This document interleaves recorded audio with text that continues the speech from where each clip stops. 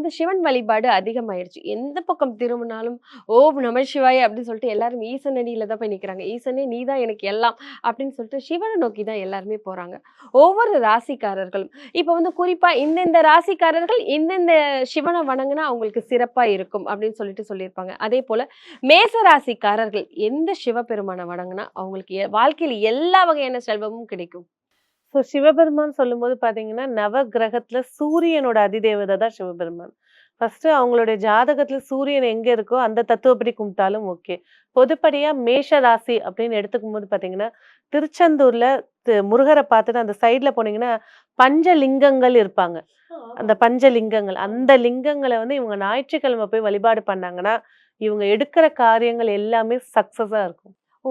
இப்ப பஞ்சலிங்கங்கள வணங்கணும் அப்படின்னு சொல்லியிருக்கீங்க. அங்க வந்து முருகன் தான் வந்துட்டு அங்க மூலவர். அங்க திருச்செந்தூருக்கு சொந்தக்காரர் அப்படின்னு சொன்னாலே எல்லாருக்கும் தெரிஞ்சது வந்துட்டு முருகன் தான். ஸோ அங்க வந்து அந்த லிங்கத்த அந்த பஞ்சலிங்கத்த வணங்குறனால அவங்களுக்கு என்ன மாதிரியான விஷயங்கள் சக்சஸா இருக்கும்? கண்டிப்பா அவங்களோட வழக்கா இருக்கட்டும், இல்ல புத்திர பாக்கியமா இருக்கட்டும். ஸோ எந்த விஷயத்துல வந்து ரொம்ப ஸ்ட்ரகிள் ஆயி உட்கார்ந்துருக்காங்க. அப்படின்னு இருக்கும்போது, இவங்க ஞாயிற்றுக்கிழமை அன்னைக்கு அந்த பஞ்சலிங்கத்த போய் இவங்க கையால ஒரு மலர்கள் ஏன்னா அங்க அர்ச்சகர் இருக்க மாட்டார். நம்ம கையாலேயே பூக்கள் போடலாம். பூக்கள போட்டு வழிபாடு செய்யும்போது, எதிர்பாராத விஷயங்கள் அதாவது ஒரு சிலர் வெளிநாட்டுக்கு போகணும்னு ரொம்ப நாளா காத்துட்டு இருப்பாங்க. வாய்ப்பு கிடைச்சிருக்காது. அதாவது நீண்ட நாளாக தடைப்பட்ட காரியங்கள் வெற்றியை ஏற்படுத்தி குடுக்கும்.